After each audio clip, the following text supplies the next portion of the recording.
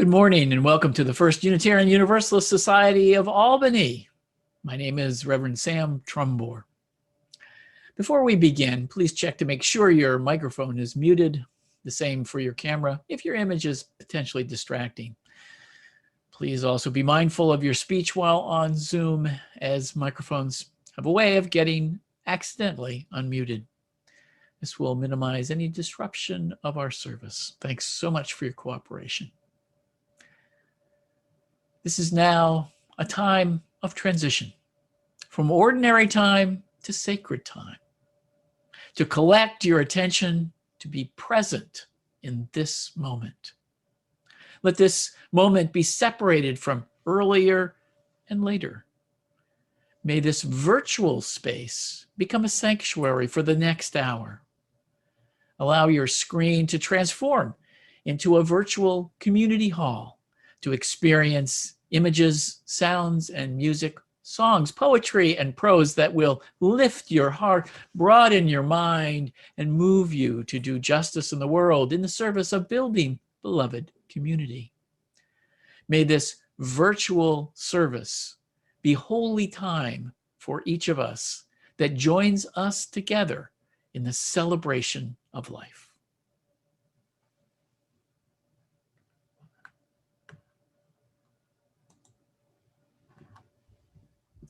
And our prelude this morning is Ain't No Mountain High Enough by Nicholas Ashford and Valerie Simpson. And our musician is Elena Karpov.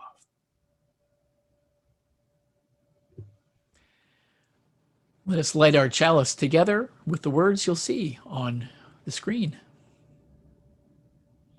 Welcoming all free seekers of truth and meaning, we gather to excite the human spirit, to inspire its growth and development, to respond morally and ethically to a troubled world, and to sustain a vital and nurturing religious community.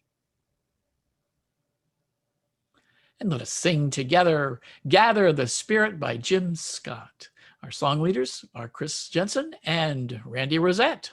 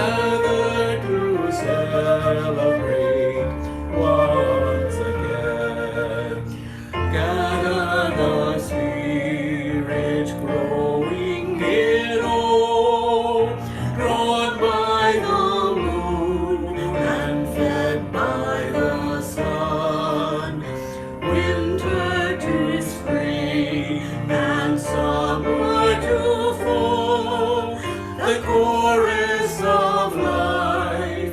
resounding as one.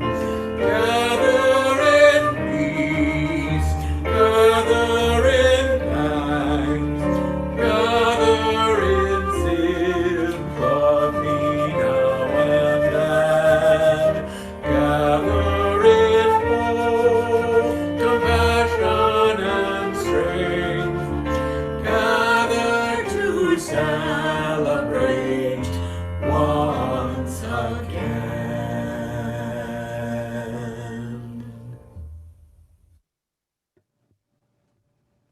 Our wisdom tale this morning is a familiar one, The Tortoise and the Hare by Aesop, told by Leah Purcell.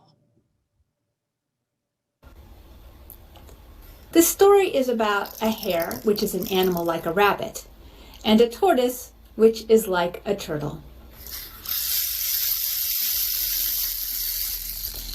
Once there was a speedy hare who bragged to all the other animals about how fast he could run. Well, the tortoise got tired of hearing the hare boast. He knew he was slow, but he also knew how to run a race. So he challenged the hare to a race. Hare laughed and said it would be so easy for him to win, but for the fun of it, he agreed to take the tortoise's challenge. All the animals got to work setting up a race course with a start and finish line, and it went along some rocky paths and through woods and bushes, up a hill, past a meadow, and down to the finish line. Well, Fox agreed to be the judge that day. And he said, "On your mark, get set, go." And Hare right away jumped ahead and started down the race course.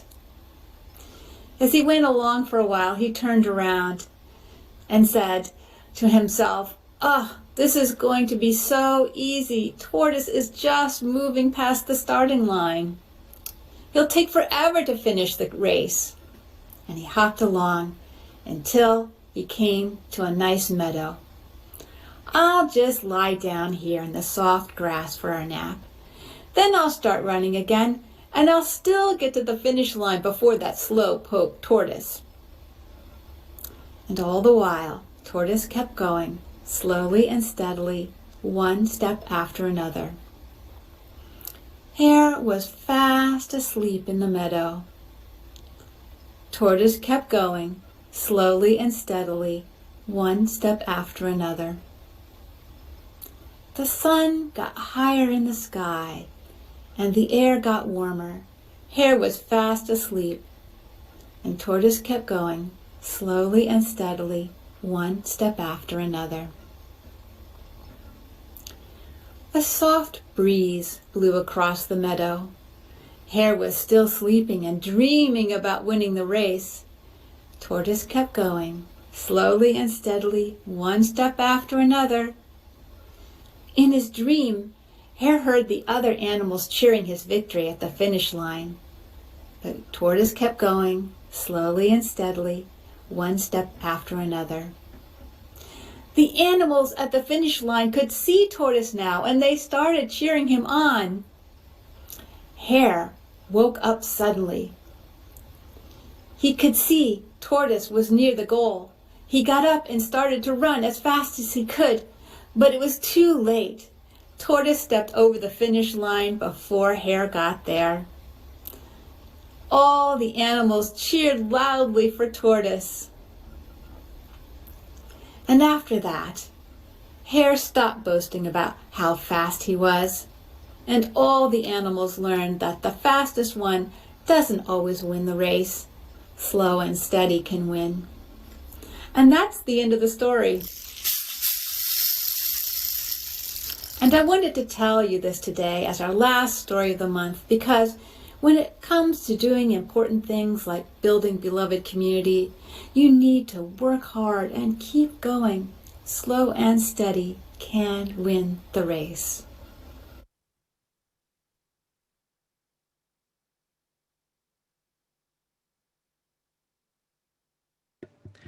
And we welcome our Facebook viewers to our Albany UU service.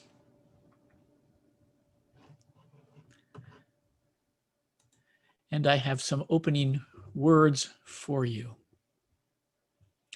The Buddha said, when you see someone practicing the way of giving, aid that person joyously, and you will obtain vast and great blessings. A monk asked, is there an end to those blessings? The Buddha replied, consider the flame of a single lamp. Though 100,000 people come and light their own lamps from it so that they can cook their food and ward off the darkness, the first lamp remains the same as before. Blessings are like this too. The light we offer is the flame of Unitarian Universalism. Everyone who encountered us and receives our flame also receives our blessing. Yet though the flame is not consumed, the lamp needs oil to continue to burn. Frederick Buechner wrote, generosity begins at the crossroads where your deep joys and passions intersect with the world's deep needs, blessing you with the opportunity to live life graciously and with integrity. Our theme for this month is being gracious and generous to this congregation. Communities only thrive when they are generously supported. May this service inspire your confidence to support its work. Geoff Abbas, our stewardship co-chair, is joining me this morning in presenting this service. He will be offering the readings and part of the sermon. Good morning, everyone. Our first reading comes from the New International Version, Mark chapter 12, verses 41 through 44. Jesus sat down opposite the place where the offerings were put and watched the crowd putting their money into the temple treasury. Many rich people threw in large amounts, but a poor widow came and put in 2 very small copper coins, worth only a fraction of a penny. Calling his disciples to him, Jesus said, I tell you the truth, this poor widow has put more into the treasury than all the others. They all gave out of their wealth, but she, out of her poverty, put in everything, all she had to live on. Our second reading comes from Lauren Tyler Wright, who shares this story. In grade school, I had a box of 64 Crayola crayons. It drove me crazy when kids would borrow them because inevitable they would blunt the sharp point of the crayon, put them back in the wrong color order, or heaven forbid, break one. Truth be told, it took me at least a month after I got the box to actually use one of the crayons because I wanted to keep them perfect for as long as possible. That's how much I valued the little bit of control I had over these 64 uniquely colored objects. They were mine. When I eventually came around to the idea that my crayon box was not really mine in the first place, but was rather on loan to me for a while, I discovered a surprising sense of freedom, of relief almost. I was freed from fretting over the inevitable demise of each perfectly sharpened crayon tip. I still had a momentary anxiety attack when I heard snap and saw a classmate with a piece of crayon in either hand, but I released the worry in my heart about messing them up, and was simply freed to enjoy what had been loaned to me and to share it with others. When you are able to see every component of your life in this way, you find that you worry less and that giving generously is no longer threatening or a chore. Instead, it becomes a life-enriching experience that underscores the abundance of what you do have. The secret is learning to hold your possessions more loosely. It's a strange paradox, but it's true. When you loosen your grip of control on your stuff, you find that you actually appreciate it more than you did when you clutched it for dear life. You also discover a freedom with and from your possessions that leads to joy in the act of giving. Our meditation comes from Earl K. Holt III. Let us turn inward to receive his words. I invite you now to be calm in the midst of the tumult of the world and our over-busy lives, to bring together thought and feeling, mind and spirit, and to find some center, some still point of perspective and peace. Here in this virtual space, may we feel free to look at ourselves with true honesty. May we be unafraid to face the decisions we have been trying to avoid, the doubts and questions it has been easier to ignore, the things we have tried to keep hidden, not only from others, but even from ourselves. May we come to discover that there are resources within ourselves and beyond us that are as hidden but as real as our secret doubts and fears. New dimensions of spirit within and without will be realized to us and revealed to us as we confront ourselves honestly and come to understand that we are not isolated from the community of life and spirit, but that our soul's suffering connects us with the hidden suffering of others. May we come to see that in our deepest loneliness, we are not alone. And may we be emboldened by this vision to reach out to others in our need, and so finally to discover that to give is not only more blessed than to receive, but that to give to others is to receive what we most need for ourselves.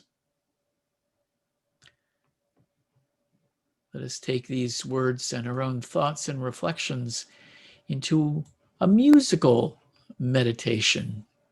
Dona nobis pacem, grant us peace. And it's the one that the Albany UU Virtual Choir put together.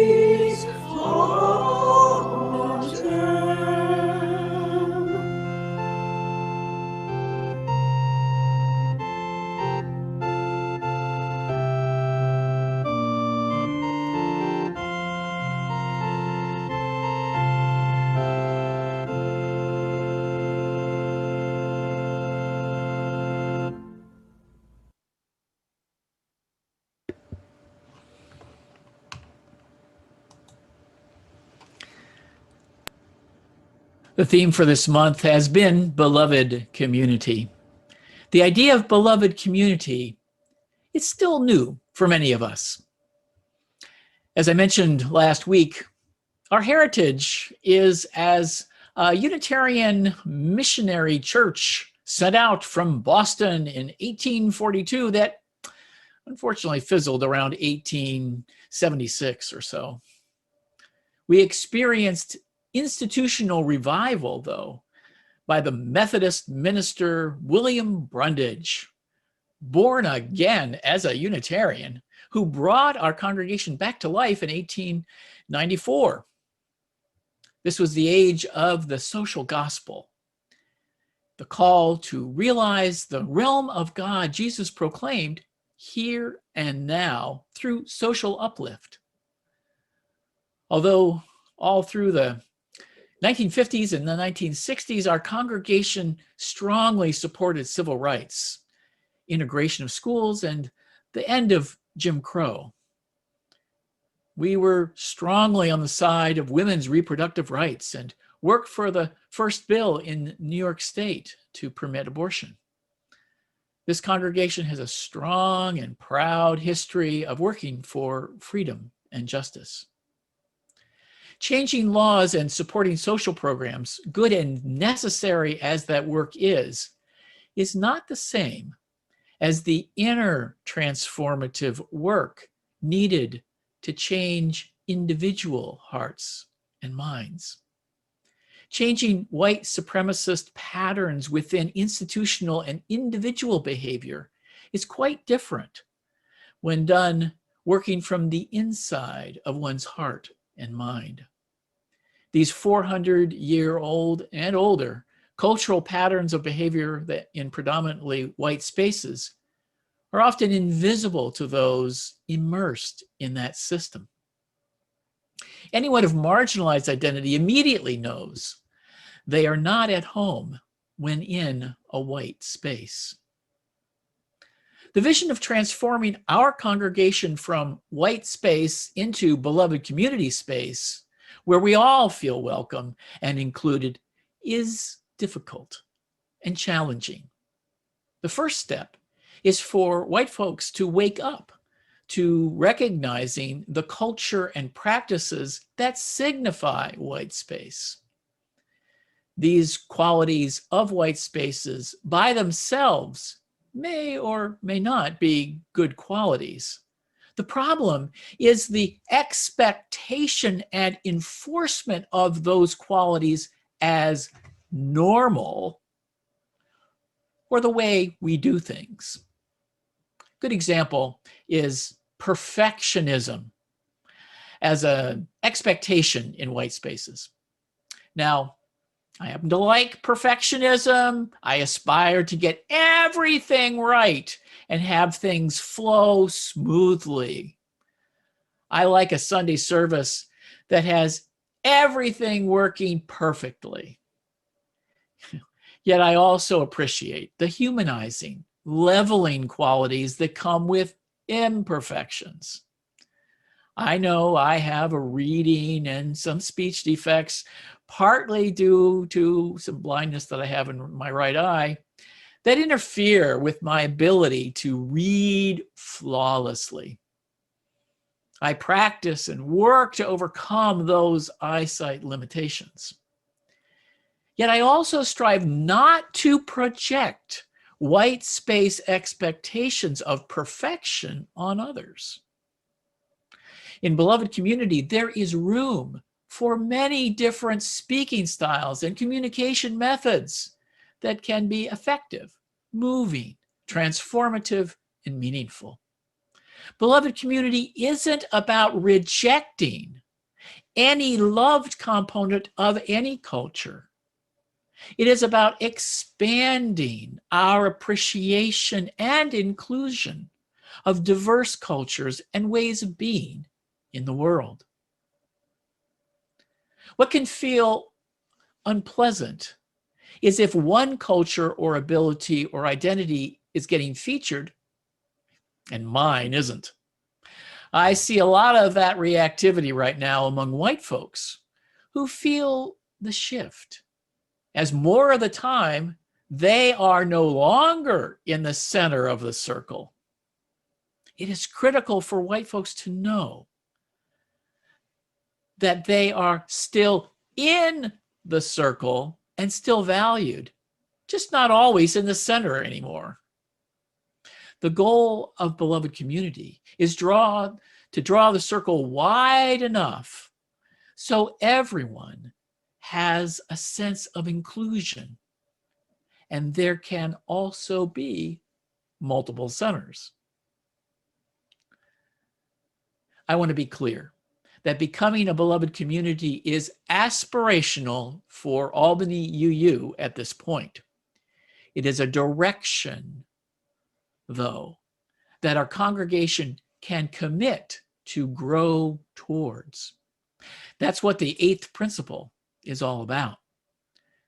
When visitors to our congregation who have marginalized identities do praise us for our growth and development toward beloved community, then we might feel some satisfaction that I hope will further energize that growth and development rather than to cause us to rest on our laurels.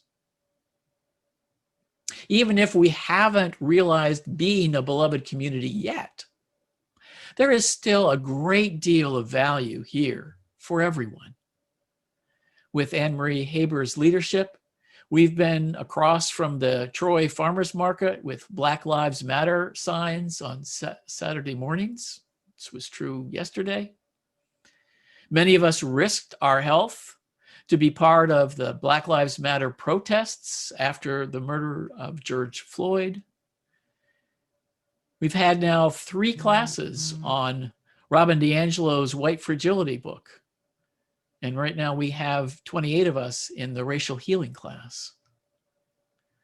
Our congregation massively supported the UU the Vote campaign. Our Green Sanctuary Committee keeps our focus on climate change.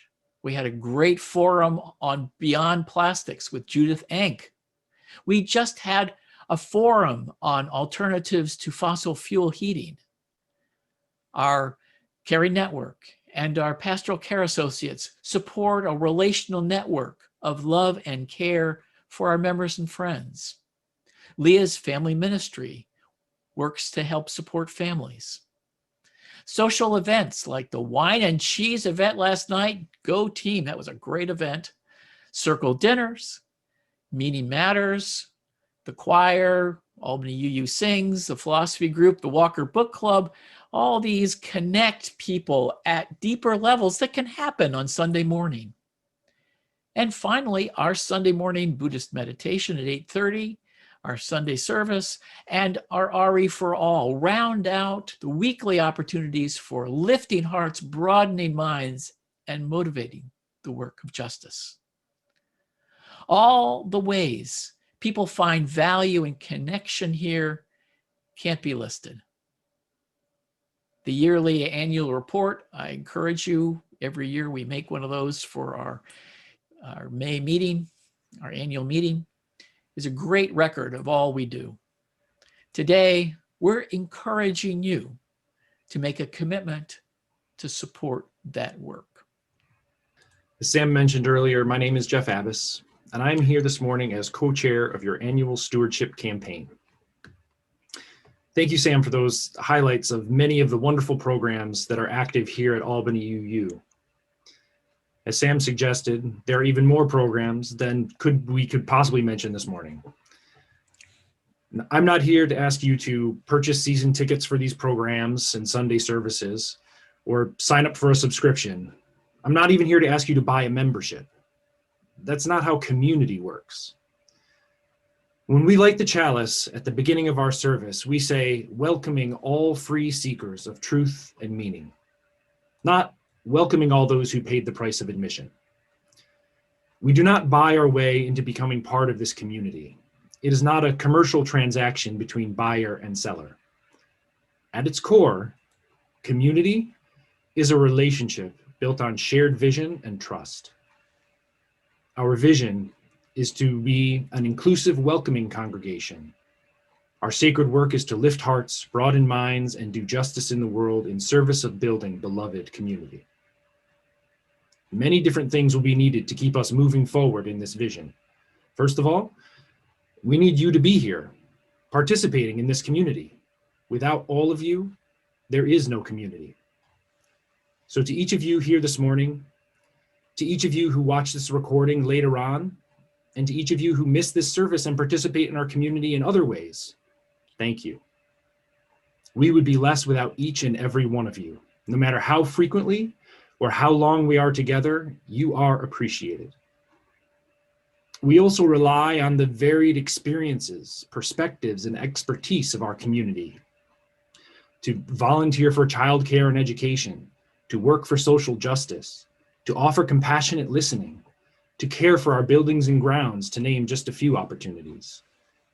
And finally, it does take money.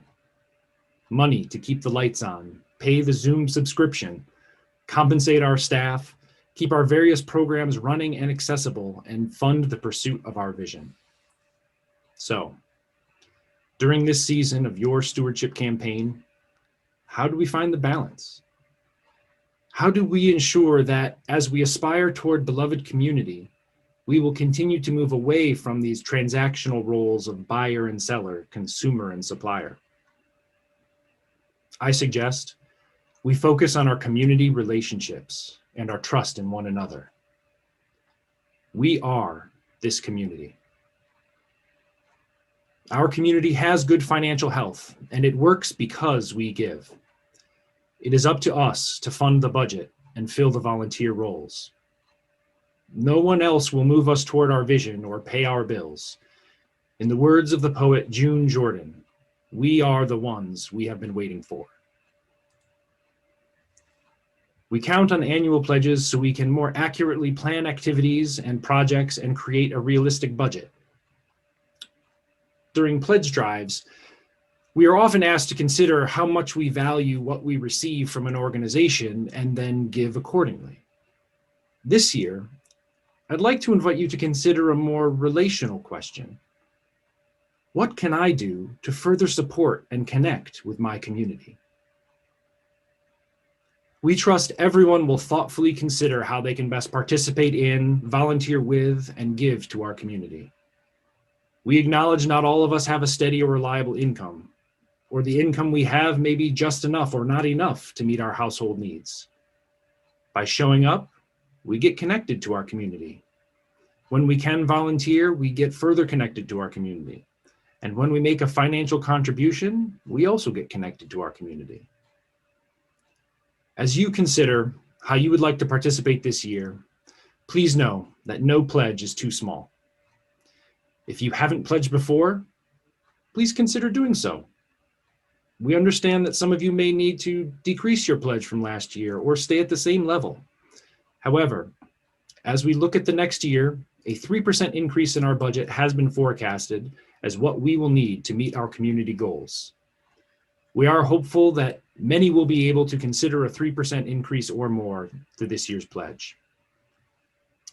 Whatever anyone decides, we trust you are making a deliberate choice for what is right for your household. Every person's contribution to our community is valued and appreciated, and every pledge helps us move toward reaching our financial goal of an overall 3% increase. If everyone makes a pledge of any amount, we will also reach our relational goal of full participation in this community endeavor. Thank you. I am most grateful that we are working toward all our community goals together. Thank you, Geoff. Well said. This fall is looking very exciting as we are planning to get back in our building, depending on how the vaccine goes and the infection rate drops. Know that as much as possible, we will be continuing the Zoom activities as we start using our building. There will be many challenges with the transition into the building again, but we want to keep your online presence going as much as we can. This will mean we'll be able to be together on snowy days in the winter instead of canceling services. We're in a new world of synthesis between in-person and online. Our hope is that will allow us to stay connected no matter where we are and no matter what our health status. This pandemic has accelerated transitions that were already in process. Who we are and what we do will continue to reach beyond our geographic limitations. May we seize this opportunity to extend our beacon beyond our physical location and shine the light of Unitarian Universalism, of Unitarian Universalist interpretation of beloved community to all those seeking a way to live our principles in a diverse and welcoming congregation. May we bring that to life with your support. Slow and steady, we'll get there. So be it. And Don Odell will be introducing the offering. I realize I've got to do the unmuting. I'm the service associate this morning. An important way we celebrate life each Sunday is by offering an opportunity to practice generosity. Members and friends support our congregation with an annual pledge paid throughout the year. Another way to support the good work of this congregation is by making a generous contribution via one of the options shown on the next slide.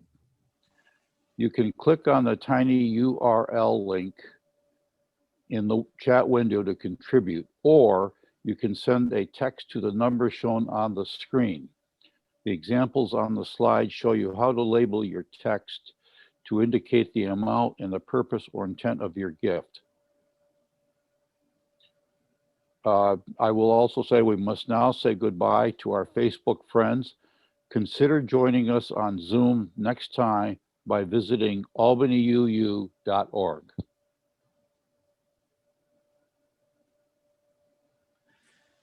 And our offertory is Imagine by John Lennon, arranged by Mac Huff. And the musicians are Randy Rosette and Chris Jensen.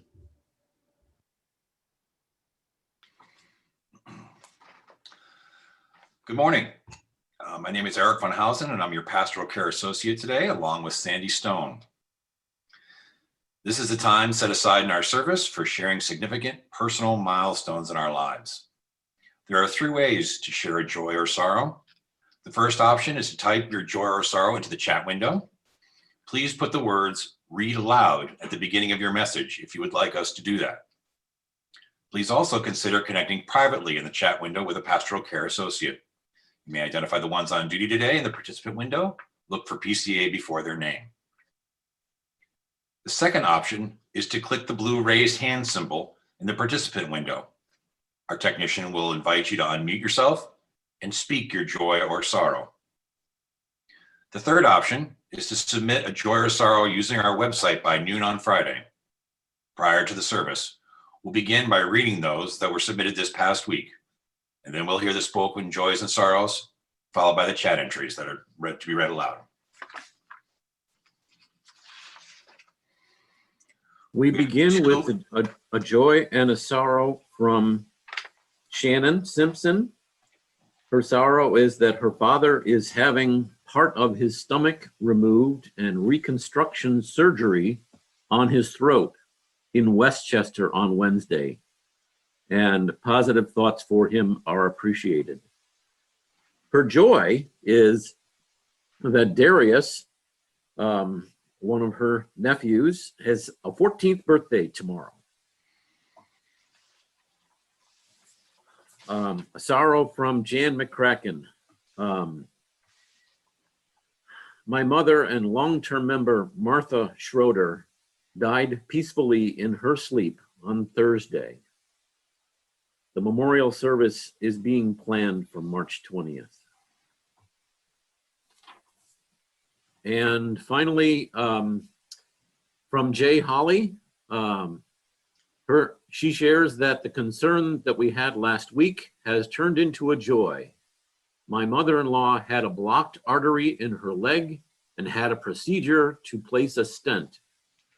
Our joy is that the procedure went very well.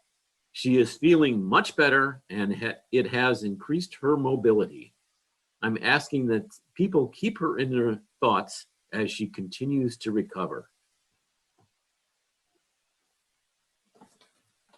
All right. So let's move on to folks wanting to speak.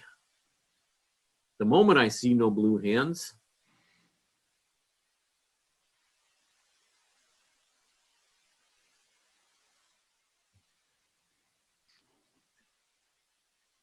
no, I think nobody has asked to share live.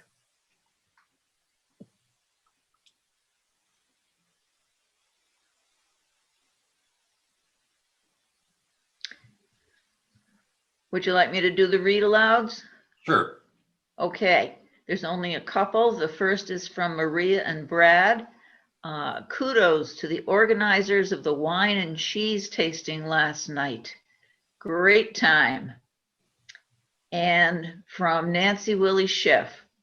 My sorrow is the death of my friend, Deborah Panich.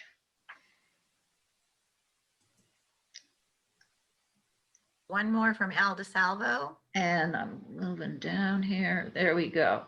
Actually, I see one from Valerie Plamondon. My sister, a police lieutenant in New Jersey, contracted COVID and it took over a month to recover. My joy is that she's back at work, has quit smoking, and is now exercises and running several times per week. From Jan. Excuse the announcement aspect connected to this sorrow. I want to invite any friends of Martha Schroeder who may want to share a memory at her memorial service, which will be online, to please contact me sometime this week.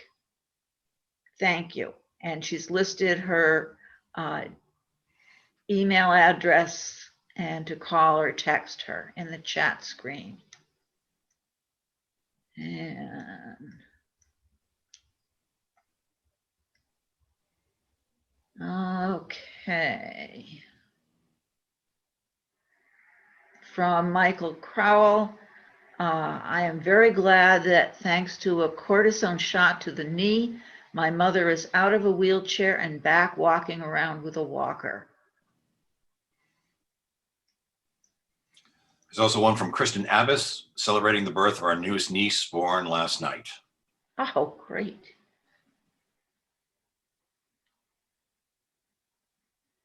And That is from Al DeSalvo that just came in.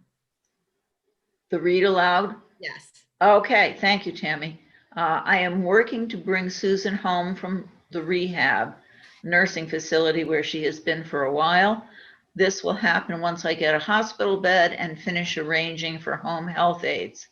Her fall has created a cascade of medical problems that I fervently hope can start getting better once she is home and in familiar places and be able to have visitors. I want to also thank all who have supported us from Albany UU. Definitely a beloved community. Thank you, Sandy. I think that's it. For all the joys and sorrows that remain unspoken, let us hold all that we've heard and felt in our hearts.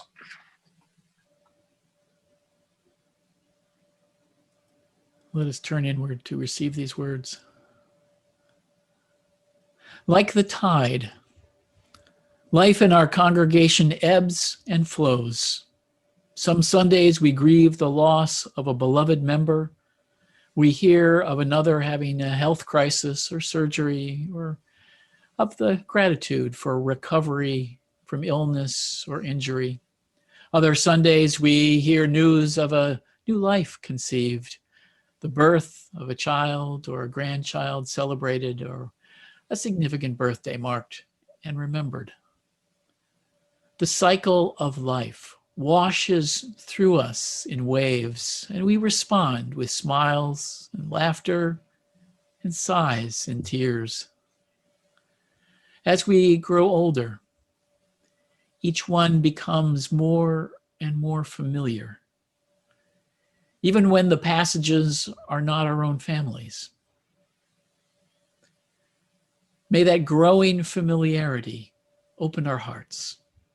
Open our hearts that our compassion may also grow and deepen as we feel more and more connected to our shared humanity.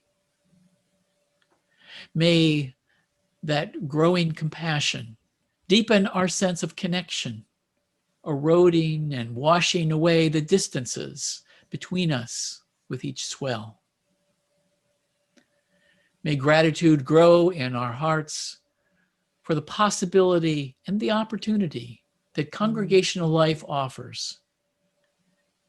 As the waters of life rise and fall around us, to love and be loved in a way that realizes beloved community.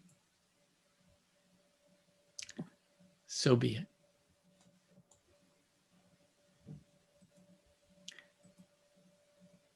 And we have our final song, This Little Light of Mine. It's an African-American spiritual harmony by Boyer. And our song leader is Elena Karpov.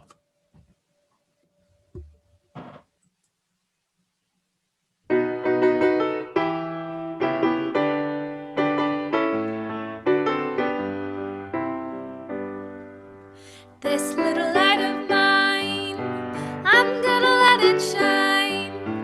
This little light of mine, I'm gonna let it shine. This little light of mine, I'm gonna let it shine. Let it shine, let it shine, let it shine. Everywhere I go, I'm gonna let it shine. Everywhere I go, I'm gonna let it shine. Everywhere I go, I'm gonna let it shine. Let it shine, let it shine, let it shine. Building up a world, I'm gonna let it shine. Building up a world, I'm gonna let it shine. Building up a world, I'm gonna let it shine, let it shine, let it shine, let it shine.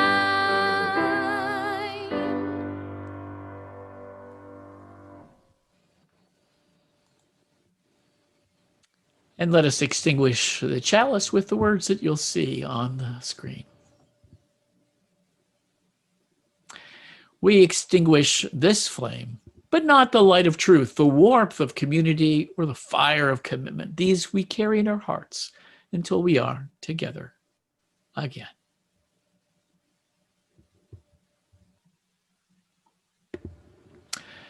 And I have these closing words. I hope our service today has inspired your generosity to support the good work of our congregation. The capstone of our normal yearly stewardship drive is the annual dinner. As part of the annual dinner, we have the annual dinner skit. And one of the points of the skit is to poke a little good fun at the ways we take ourselves a little too seriously sometimes. What holds the skit together are clever parody songs performed by the cast with featured soloists. As we sadly are unable to have our annual dinner this year, here is one of those songs for you to enjoy about the somewhat cantankerous process of putting our budget together for our coming fiscal year. Bob Franklin is our master songwriter, so you can blame him or praise him for the lyrics. Randy and Chris will perform the song for us now. High Costs, which is a parody of High Hopes by Van Heusen, Kahn, and Chris and Randy will put it together for us. Let it go and take it away, Randy and Chris.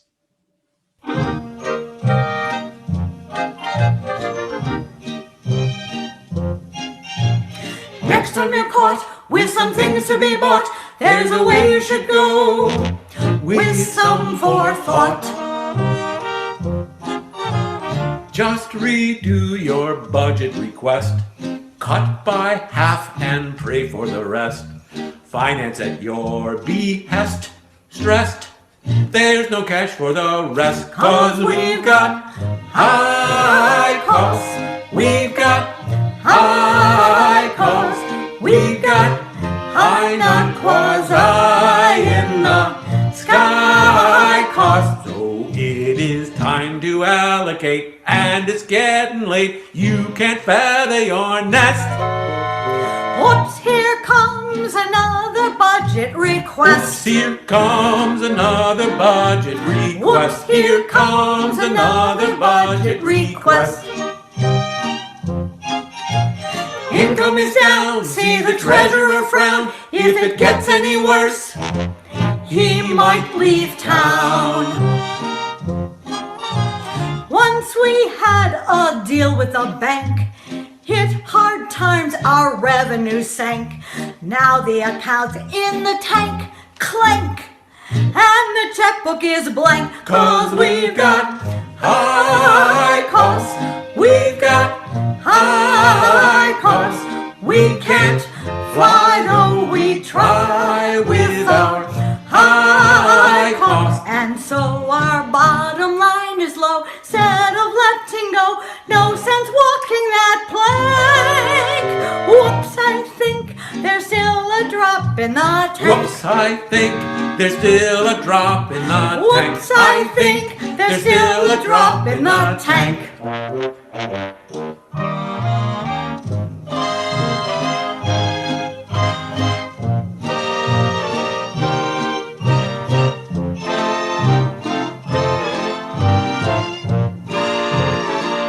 So now we start this year's campaign, asking once again, soon we'll be back on top. Whoops, we hear a golden parachute plop. Whoops, we hear a golden parachute pop. Whoop, we hear a golden parachute pop. Kerplop.